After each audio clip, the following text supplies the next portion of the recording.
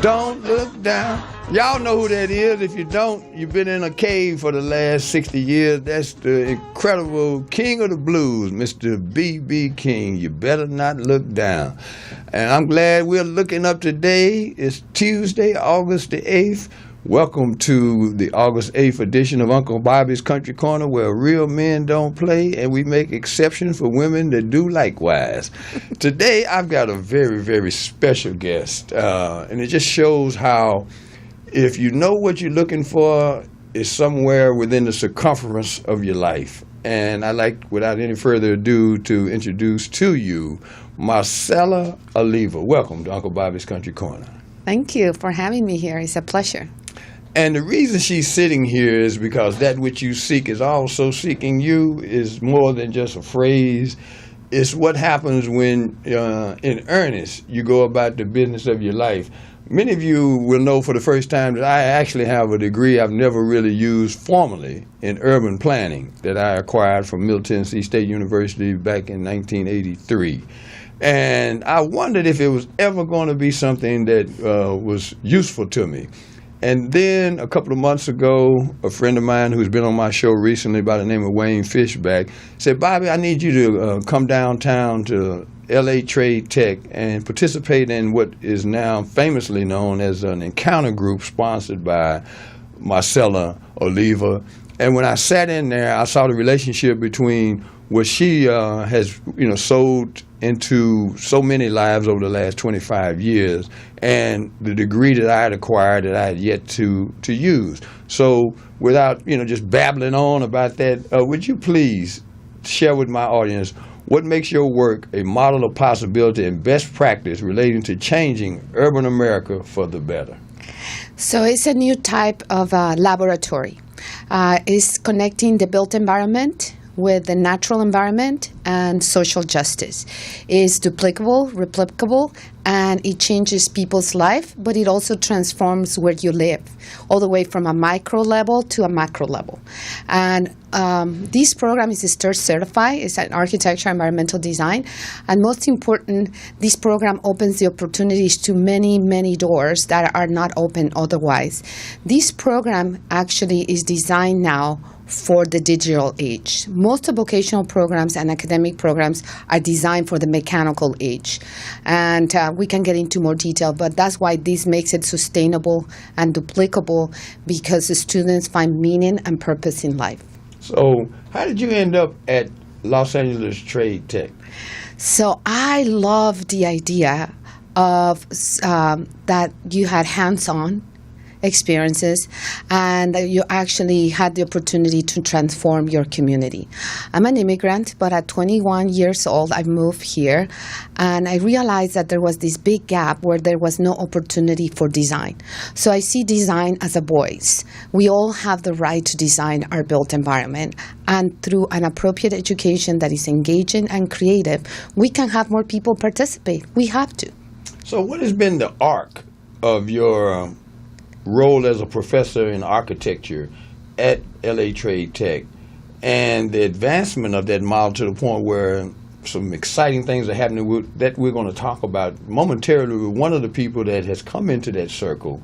So how has that evolved over the 25 years you've been at LA Trade Tech? So thank you. So architecture and environmental design, it also encompasses drafting. And drafting changed from computer-aided design, building information modeling, geospatial, and now we have the Internet of Things. So basically the way we record, we design, we build, we construct, and we maintain has completely changed.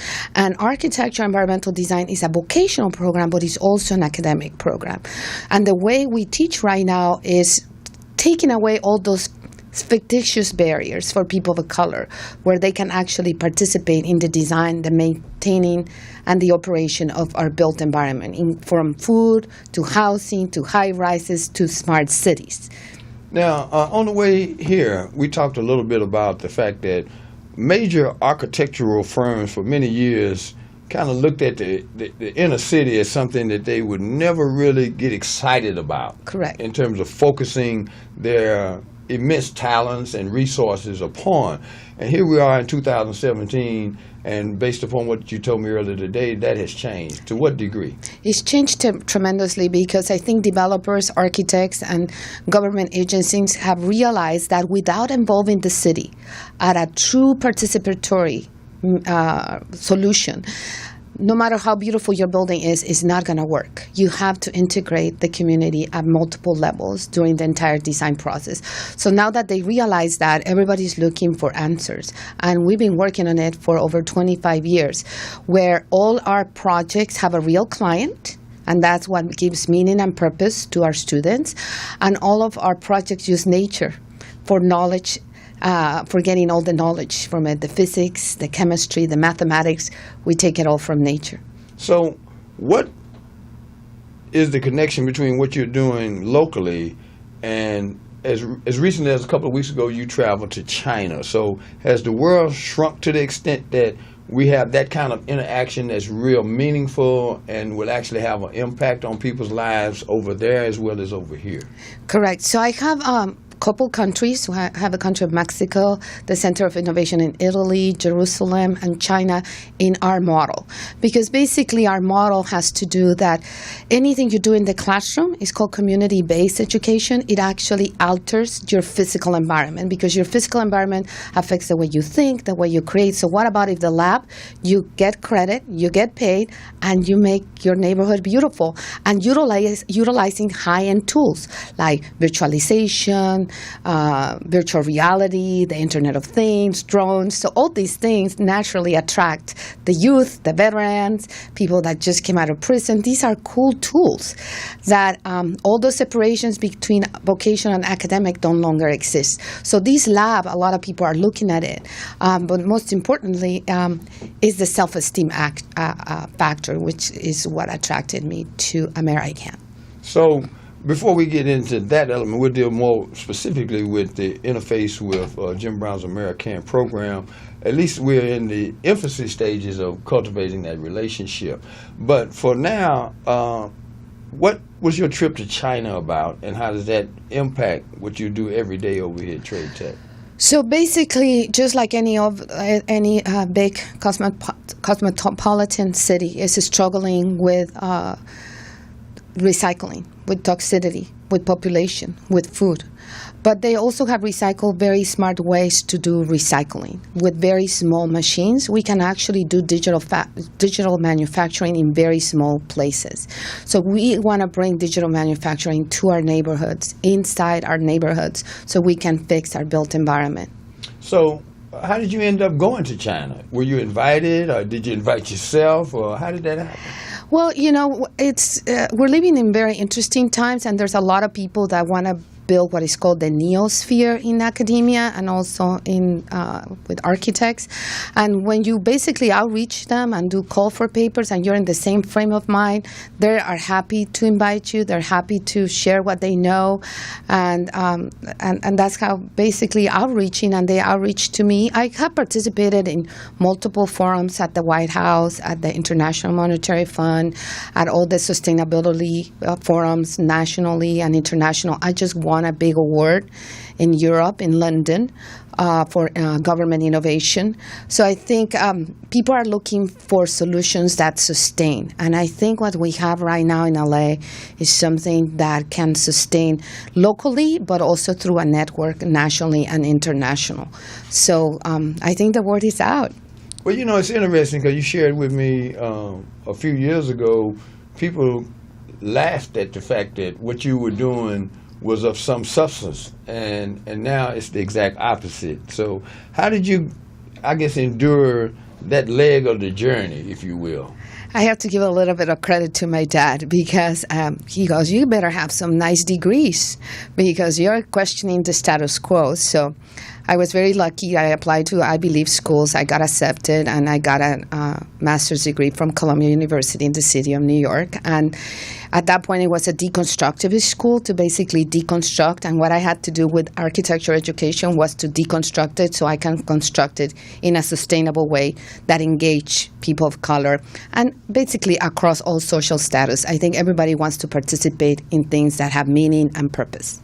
Well, You know, the notion of vocational education took a nosedive for a generation, actually. I remember when I was in high school, you had auto shop, you had woodworking, and all of the crafts and various skills that were part of the educational experience, because there was a need because of our manufacturing prospects. You know, coming out of high school, you could go and get a job pretty quickly.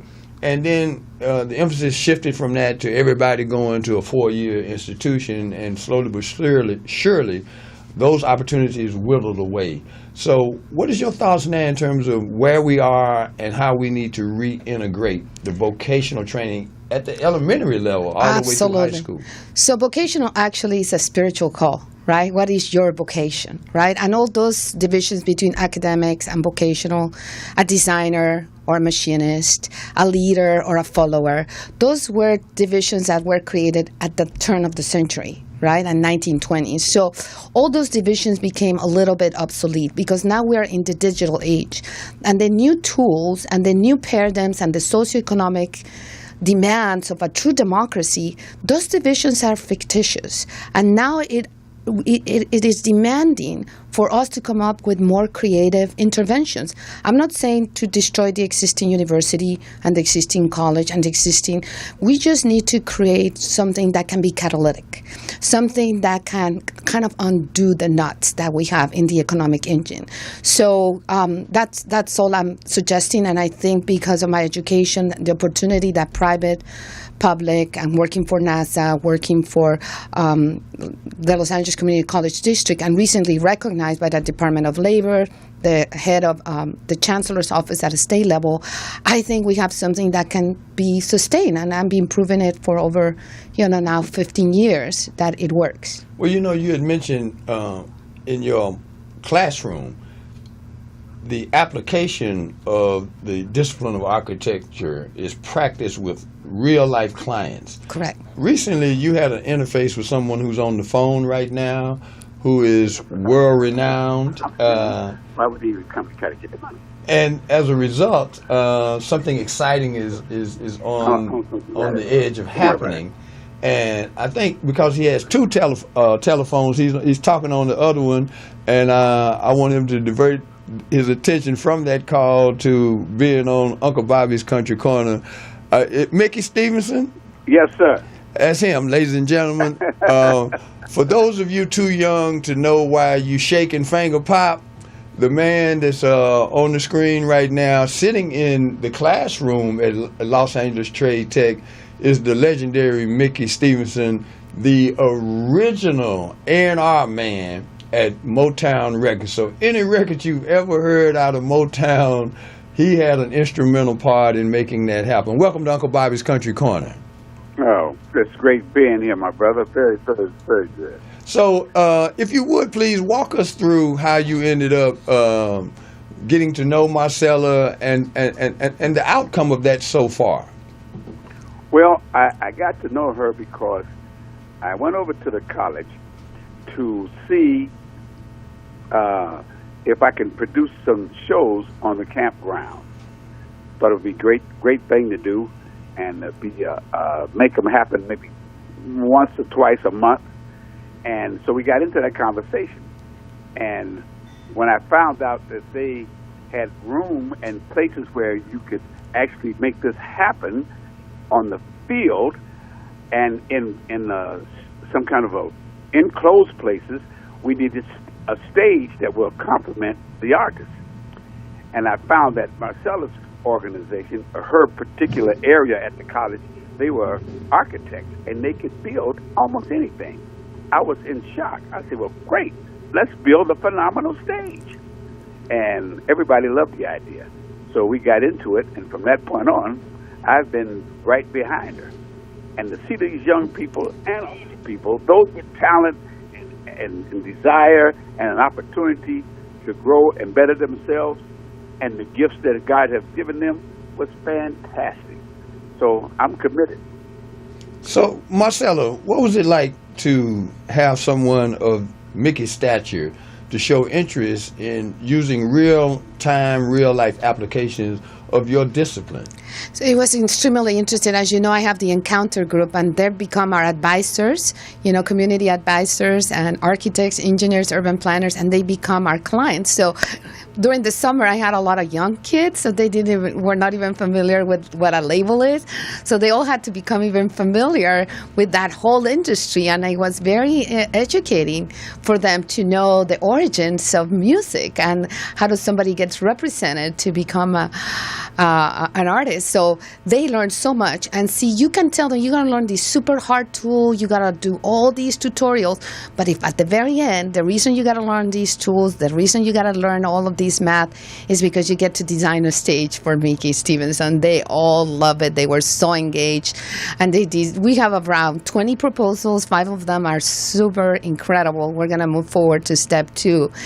And it's basically that whole purpose, that they were working for somebody that had such history in our entertainment industry, and they got to interact with him. And that's what I'm telling you, meaning and purpose. The students had a real meaning, and that's what we're doing. We have about 16 urban interventions that we can do to beautify and improve the social condition, the environment, and that's one of them. And that's what I'm planning to do, continue developing examples for our community.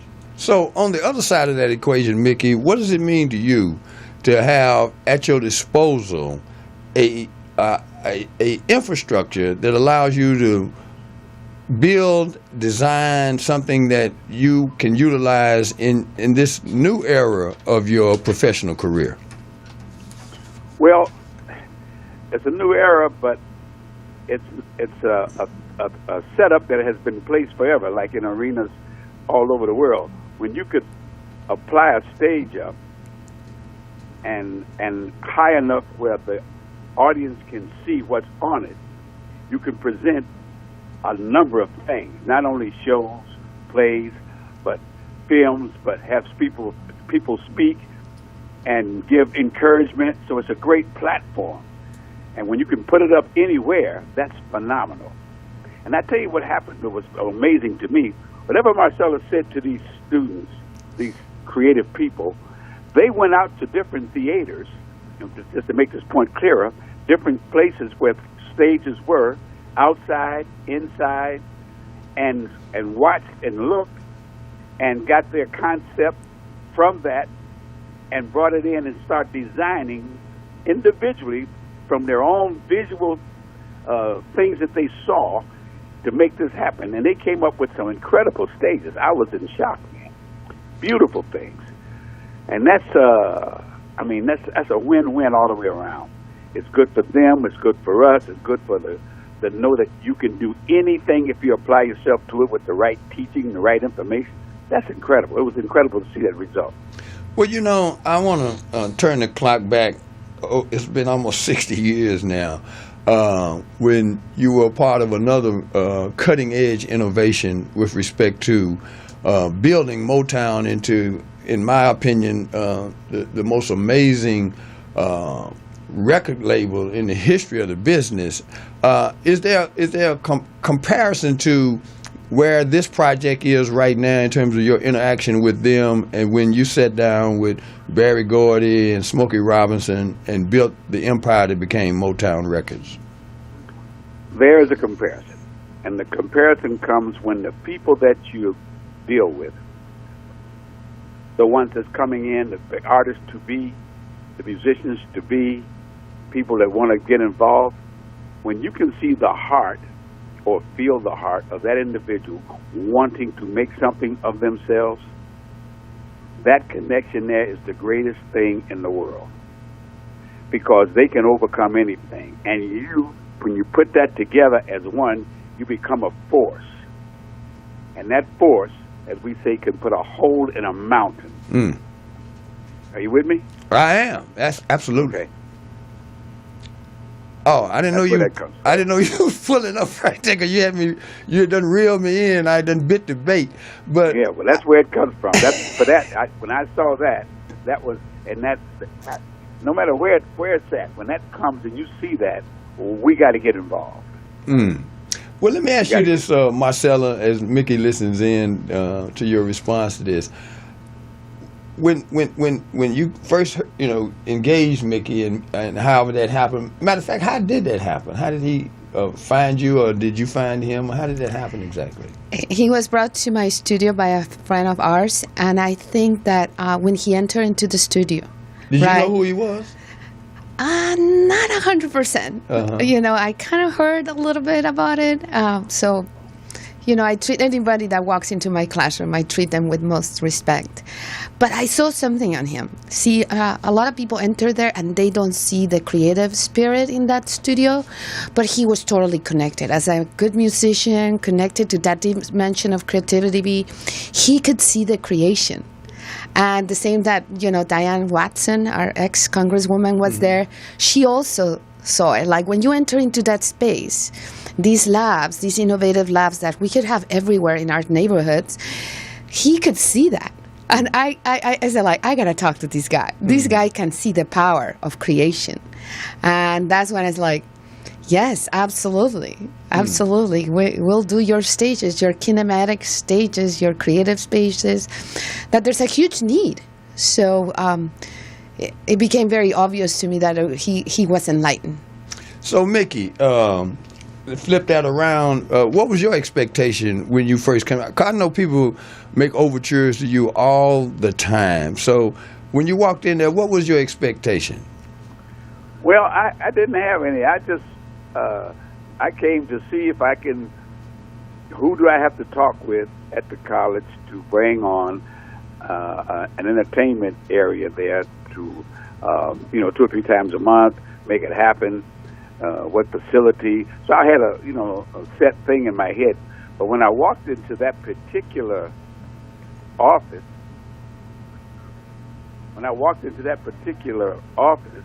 and saw the artwork and saw the designs and the small ones that were set up that would be huge when they're built, and I'm looking around and I said, wow, what's happening here? So I started asking questions. Forget about what I came there for. I started asking questions. Did you design this? I mean, well, what's the game plan with this? By the time I got through, I was in the questions for about 45 minutes. Whoever I saw next to a piece of artwork or a design or something, I started wondering, how'd you do that? Where'd you get that from? Where'd you get the idea? And they were talking. They were glad to tell me. And before it was over, I talked about the theater and building something there for entertainment, but I got carried away with what she was doing and her students. And I said, I think I mentioned this to her too the other day as well. I said, you know what? I would like for your students to come out and do some things with my property, my house. Because if they can do this like this, man, it would be incredible with my place. And everybody on the block would know that this creative, talented group of people are available and can make it happen. And when you have an example of what you can do where the world can see it, that's a whole other ballgame. And I don't mind them being an example and a set of what they can do, because it is great. Are you with me? Oh man, I can even visualize what you're saying, which is as important as what came out of your mouth. As we wrap up, because I had allotted 5 minutes and we ended 15, and I'm glad it happened like that, because the information that has been shared in that space of time will last for a lifetime. That's my hope, and that's why I do this show, Models of Possibility and Best Practices. I'd like for people to know a little bit about this incredible book that you've written, and if you would share with us a little bit about it and how people can get a copy of it. Okay, it's called The A&R Man, Motown's First. I was the first and really only A&R man at Motown. And I tell the real truth about how things happen, not about the hits, but how they got to be hits, who did them and why, and where the talented people come from with hope in their hearts and found that they could really bring things to the light. And I explain that very clearly, mainly giving people an idea to know that anybody can, if you really believe, stay focused, and go for it. And the book is on Amazon. You can get it from Amazon. And what's the title of the book? The A&R Man, Motown's First. And only. A&R, that means artist and repertoire. Artist? Make that clearer. Artist and repertoire. A&R, that means An A&R man is the one who finds the talent, find the musicians, find the songs, put them all together, and make it records. Wow. You're going to have to come in studio in the very near future because this is a work in progress, but I did want you to allow people to see the real-time, real-world applications of an interface that is exciting and potentially game-changing in terms of how we live, work, and play. And I want to thank you, Mickey, for taking time from your busy schedule and stopping by Uncle Bobby's Country Corner. And before we know it, you will engage us again, and by then, it'll be a whole lot of shaking and rattling going on. Going on. And I appreciate you, and it takes people like you to wake a few up and let a few people know what's really going on and what they need to know. I love it. Hey, so thank you, I'll Mickey. be a part at any given time, my brother. You got me. Thank you, man. Mickey, I got to tell you super quick, I got a few texts today from my students. They cannot put your book down. They are all like, I never finish a book, and I think I'm going to finish this one, Professor. Oh, that's great.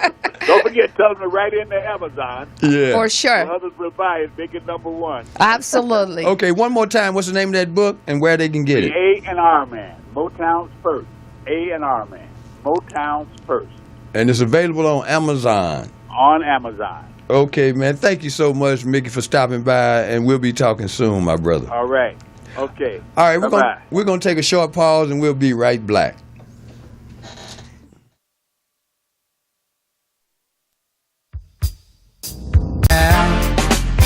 And if you look, you will discover. Yeah, that is a real Oh, excuse me, we back on there. Johnny Guitar Watson, a real mother for you. And that's what we got going on in here today, is a real mother for you. Once again, my guest today is Marcela Oliva from Los Angeles Trade Tech College, where she is putting together a masterpiece of community engagement as it relates to our environment and improving the quality of life for each and every person that lives in this city, with the objective being to multiply that application of what you created in terms of that model. And one of the things that I'm excited about, I've had the opportunity for the last 25 years to know and work with the great Jim Brown and the American program. And again, I have to reference your relationship with Wayne Fishback, who is the link between myself and you, and our objective is to integrate the American program into that. And we had an interesting conversation earlier today about what intrigued you about the possibility of working with American. And if you would kind of regurgitate that for me. So one of the things when I started looking at education has to connect the body, the spirit, and the mind, I did a lot of search for self-empowerment and self-help systems.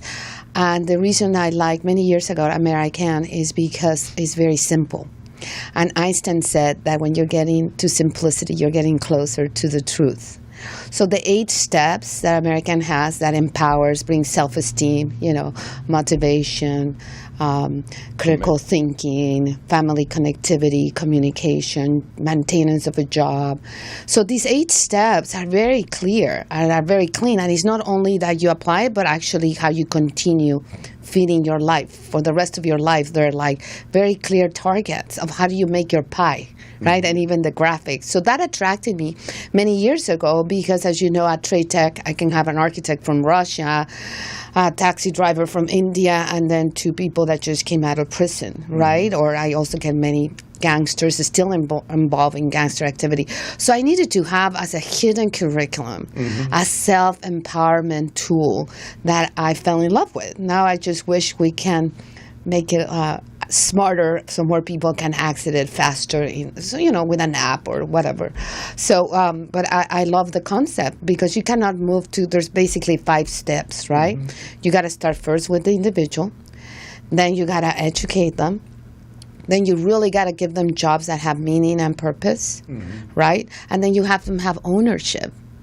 And the very end, you go back and you get back to the community. But that's kind of, you don't have a cycle unless you start with the self-empowerment, self-esteem. And I fell in love with that. So Now, there's an illustration that was forwarded to me earlier today that is I guess, net result of your collaboration with Wayne Fishback and his vision for impacting communities from start to finish. And if you would, Portis, pull up that illustration that I sent to you earlier today that kind of captures what you mean by that, and then you can kind of walk us through that circle. Correct. So those are the 5 stages that I just mentioned that Wayne Fishback kind of synthesized in a very concrete way. So if you notice the life skills, will self-determination, that's how I see the American as a leader, as a very clear way that can always sustain it. Then you got to educate. There's a lot of jobs for the built environment. How does the built environment connect to the natural environment and the economic environment? So you have that innovative educational platform that works as an ecosystem. And then in those laboratories, you have jobs. You have a lot of jobs. You know, you got to document, you got to virtualize the entire city, you got to virtualize the water, the energy, you got to maintain it, you have to build. The whole idea is that we're going to change the brick and mortar. We're going to make our communities look beautiful. So that's the whole contracting, right? All the carpenters, plumbers. And then after that, you got to also create a way that gentrification doesn't push our business owners away. So that's why you have opportunities of ownership, right? Of your land, of your businesses. And then once you become extremely, powerful and with a very good network, then you're ready to give back. And that's what is a cycle that can sustain. Now, the other illustration, there was another illustration that I like. There it is. Explain the relationship between one side of that illustration and the other. So right now, for anything to work, you need to have always a duality, right? Negative and positive. And unfortunately, right now, a lot of people talk about social justice.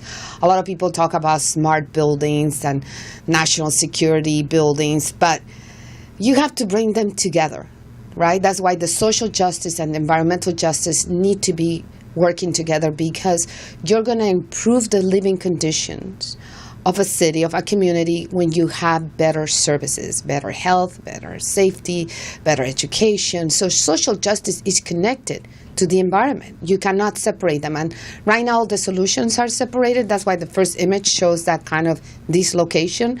And the second image shows how our model unifies these two, the living condition and the built environment. That's why it's called the built environment revolution. Now, you used that phrase several times, the built environment. Break that down for me so that the audience can really grasp what you mean by that. Totally valid. So basically, natural environment is nature-made, the oceans, the river, the mountains. But us as humans, we're transforming it. That's why it's called built, because we have built it. So all our infrastructure, our freeways, our houses, our cities, our factories, our schools, this is something that we're all creating. And there's so many jobs in it. Right? It's not only, in the field of architecture and engineering, there's so many jobs that open when you transform the built environment. And then the third one, you have the socio-economic environment. So there's 3 environments that are interconnected and interdependent, but you cannot transform the economy unless both are connected.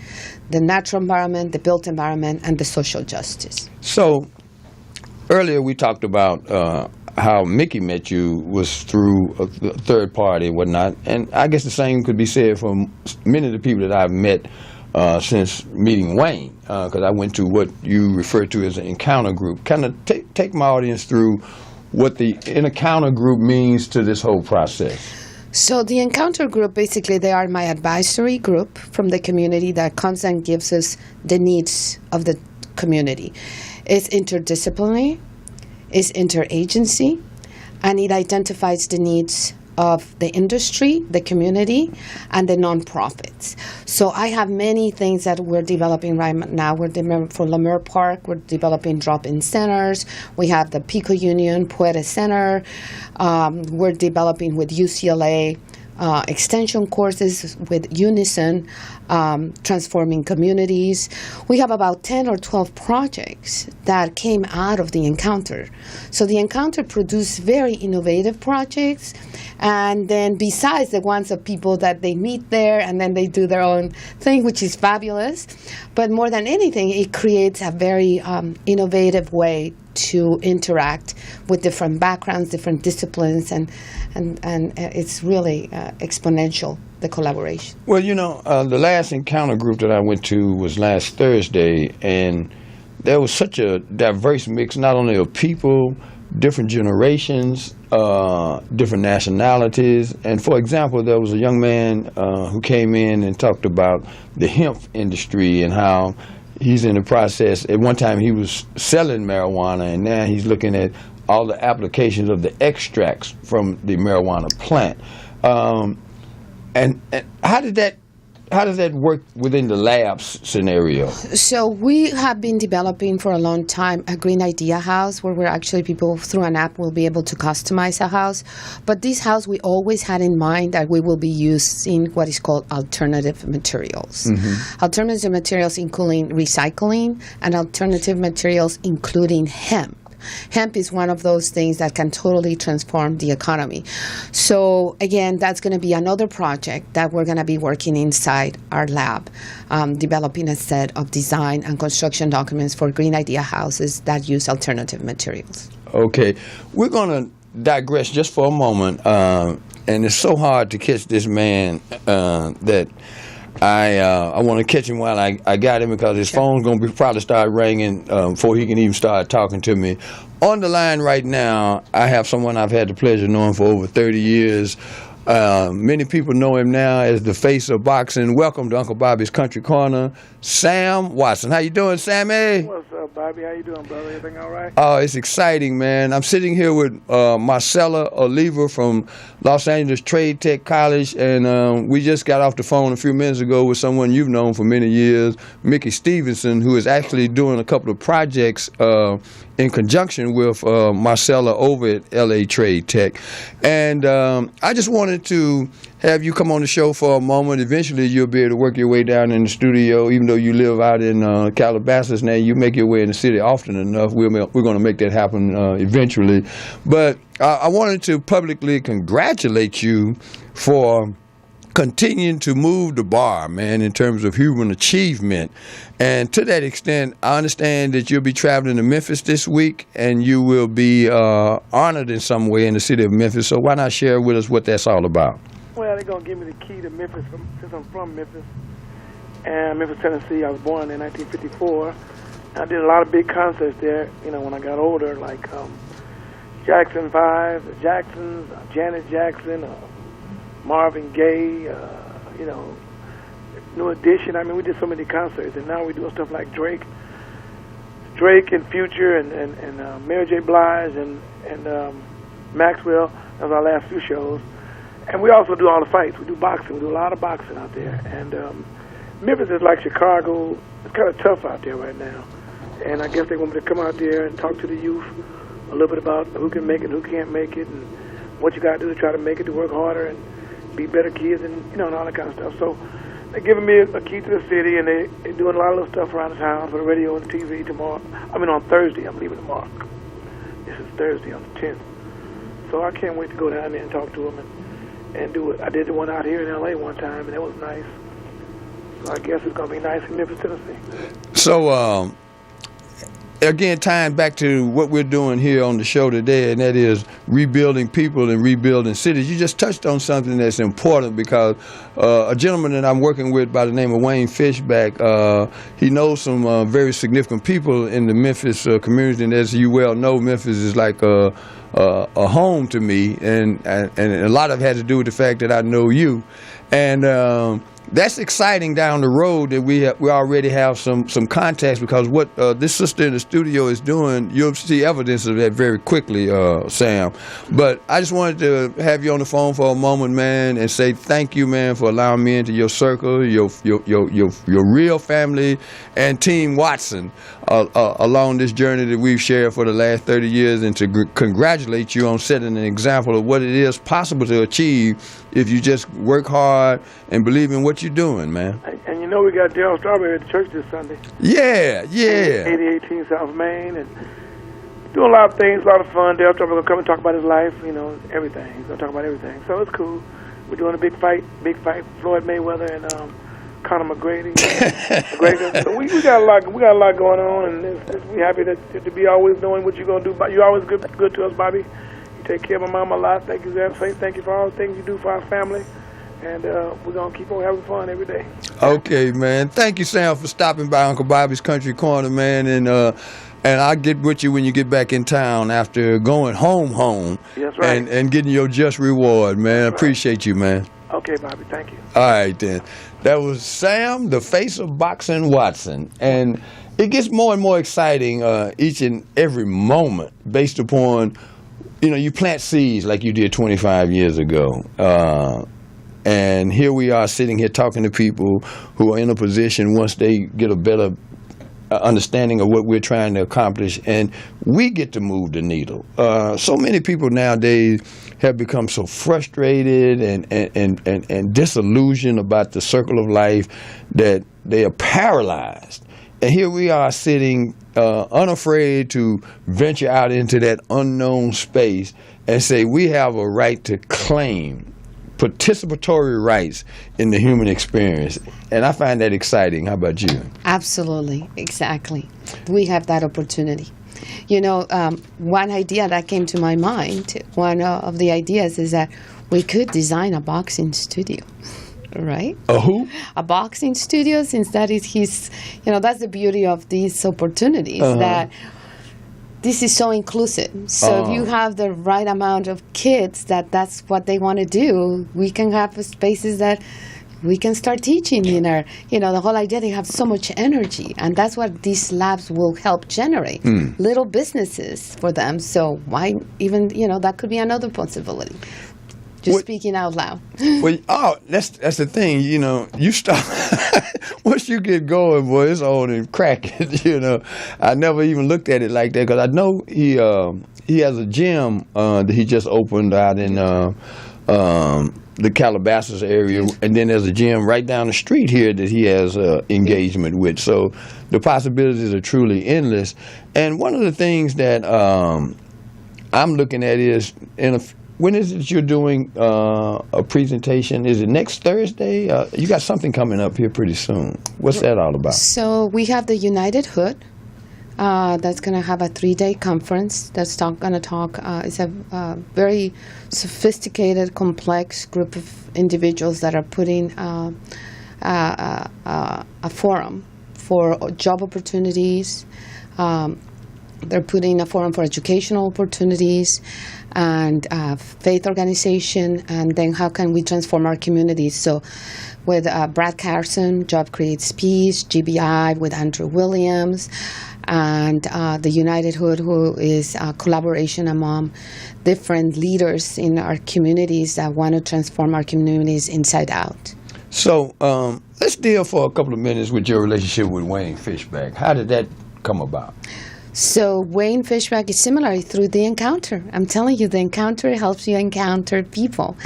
And he heard about it, and he was very interested to transform open spaces and to utilize concrete recycling.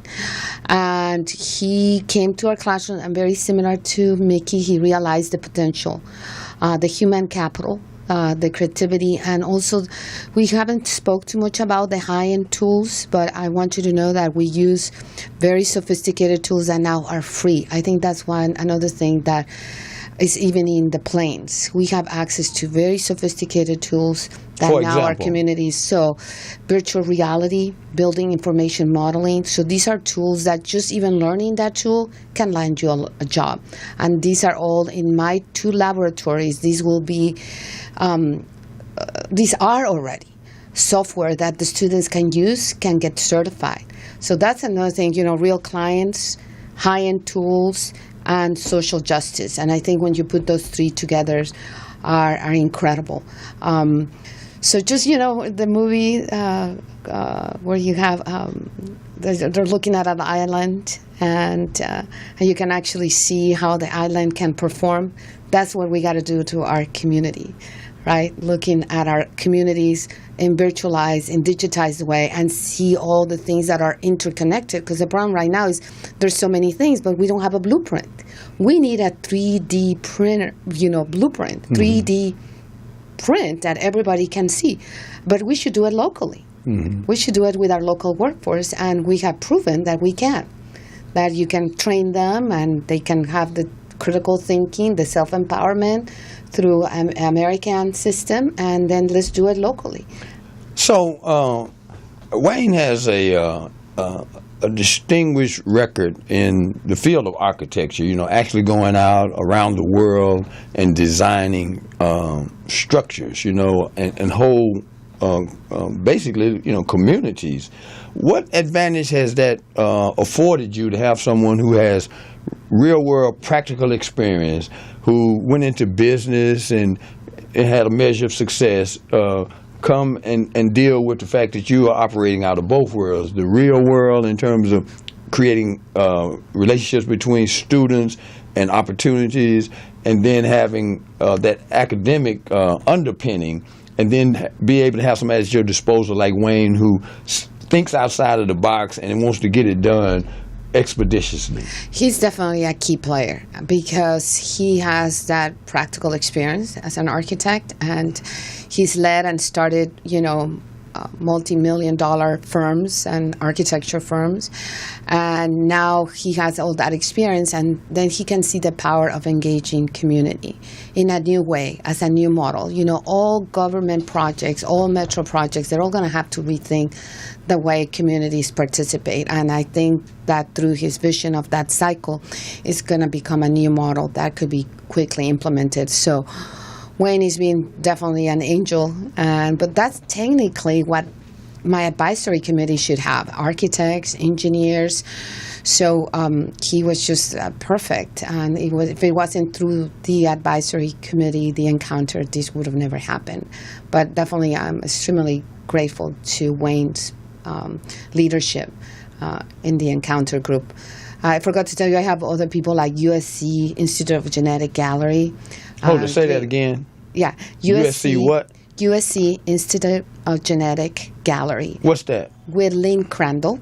She basically has satellite galleries that she will be implementing, but she has currently a gallery at the DEC Medical Center at USC, but she's also been an instrumental player. So I have about 10 or 15 members of the encounter that they come regularly and they help us get projects that matter for our communities.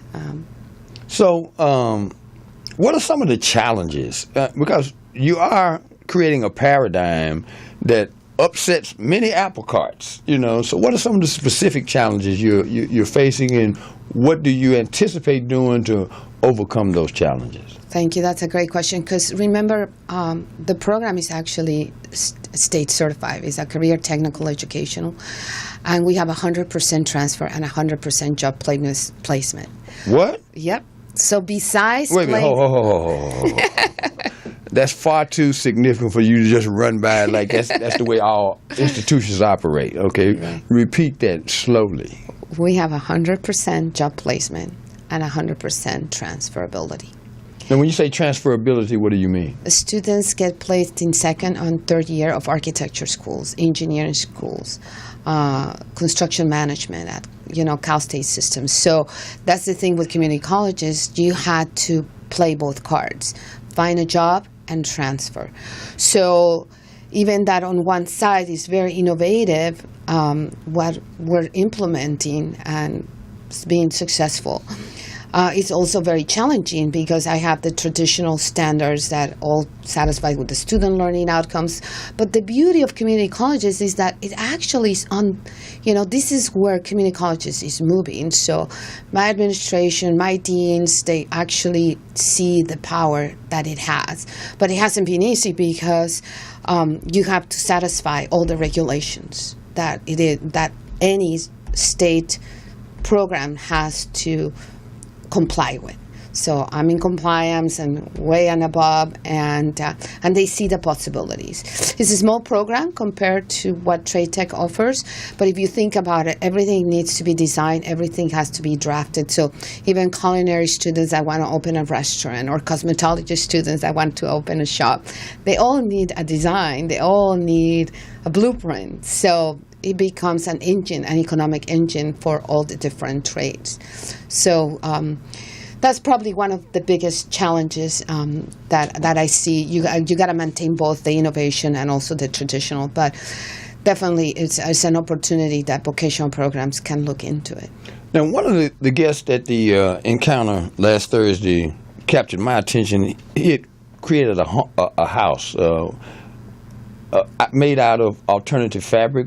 Can you kind of illuminate what that was all about for me? So, yeah, one of the Encounter members, he's a developer, and he's developed in Nicaragua, I think over 300 units made out of alternative materials. So basically, he had discovered a type of concrete that is recyclable, and that you can also put prints on it. So you can put bougainvillea print, or you can put a marble print, and the concrete looks like it. So what he's working on, and I think he just got approved by the American Society of Testing Material, he's going to bring in that material into the American market. So what my program helped him is to design a concept model for the Green Idea House in Nicaragua, the Green Idea Sandbox in Nicaragua. And what's the price variation between what it traditionally costs to construct a home using traditional materials and the configuration that he had on display at your encounter group? So what is very important is the workforce. The workforce, because you have the material, you have the workforce, and then you need to have also the investor or the developer that wants to invest. So, but we've been doing some estimates that you can save 40 to 50% if you just construction costs on top of professional services if you actually do it locally within a network. So the whole idea that you can do locally manufacturing, another thing that we're doing is also retrofitting facades in our neighborhoods. If you can do it locally, you can save a lot of money, what is called the carbon footprint. So if you can locally manufacture, if you can locally train, and then if you don't have it locally, then you can network with the other laboratories. As we wrap up in the last 5 minutes of tonight's show, I typically ask this question to certain people who have left an indelible footprint. How do you want to be remembered? So I was thinking a lot about that question, and I think more than what I want to be remembered, I want to create in my next 10 years, I want to see it. I want to see it not for me. I love that answer. I don't really care. There's a touch of morbidity in that question, but you took it right back to the life cycle and said, look, it's a little early for me to be thinking about that. I don't care if I'm remembered. I really don't. I really don't. I see so much human potential that is untapped, that is unused. And if we cannot be creative in the mecca of design, in the mecca of entertainment, I don't know where else. It is too late to create a new model to kind of undo all the nuts in our economy. And I think we can create a new model. And I think I don't personally want to be remembered. I just want to, I think we're beginning to see it. And I think I just want to see it. I just want to see all that untapped talent being used. You have such an infectious personality in terms of giving people a spirit, not so much giving it to them, but making it available for them. Because every time I'm around you, I get energized, and I see how you attract folks to you in that kind of a way that things actually move from concept to fruition. And I'm just completely excited about some of the things that we're getting ready to do. For example, in a couple of weeks, you're going to be doing something at one of the organizations that you nurtured over the last few years, I would imagine. And if you would quickly speak about that. I think it's, what day is that over at 5 Point we're doing something? So the 5 Point Youth Foundation is an open lot next to an alley that, thanks to Wayne Fishback, we activated. And we were just on the news, and it just created a lot of publicity. And we basically, everybody's looking at this beautiful space like an open stage. Mm-hmm. Like you can have fashion shows, you can have, concerts, you can have art exhibits, you get so many things. I mean, it's just giving an opportunity for people to express and to participate. And just really quick, I think that as an educator, I think everybody comes to this world with a gift and a talent. And our jobs as educators and economic engine providers is to facilitate that. Everybody has one asset to bring. And I think that's what we need to create, an environment and a petri dish for everybody to participate. And just before we in this stage of our relationship, I introduced you to one of the instrumental people in my life, a brother by the name of Donajah, earlier today. And that's exciting because we're going to really drill down on health and wellness. And that's exciting, too, because he's going to be a part of that demonstration on, what day is that? The 20 what? Over at 5 Point? I'm not sure, but I'll pass you the information. Okay. I don't know it by heart. But the 5 Point Youth Foundation, definitely we should have him involved because health is very important, but health comes first through food. Mm-hmm. And food is a very important part of our solution. Mm-hmm. And we need all those experts. And that's the beauty of this solution. It's very inclusive. Everybody has a mission and purpose, a passion, and they are extremely knowledgeable. And this solution welcomes and actually needs all of our talents. Well, I can say from my vantage point, just like Mickey said, he's coming back. I would hope that you will be a return guest and give us, incremental reports on how things are unfolding. And I want to thank you for coming out today and just breaking ground with me on how we want to affect social and economic change in this country and around the world. And in closing tonight, I take great pride in every show that I've done so far because it's always rooted in models of possibility and best practices. And this evening, I think I've demonstrated how serious it is, the work that must be done to affect our environment, and by utilizing human resources just as much as material ones. And again, thank you so much for making me feel good about the work that I want to do in terms of being a spoke in the wheel of affecting social and economic change. And on that note, I'd like to thank you for listening, and I wish you would share this broadcast with as many people as possible because, believe it or not, in light of everything that's happening that depresses us when we turn on that television and see all of this madness that's going on, right beneath the surface, there's a group of people that are grinding like bad brakes on a dump truck. And one of them is sitting over there behind the soundboard, and that's OG Portis. I want to thank her for just working with me to give me an opportunity to present models of possibility and best practice each and every week. So thank you for letting me be myself, and we'll see you next week. We're out of here.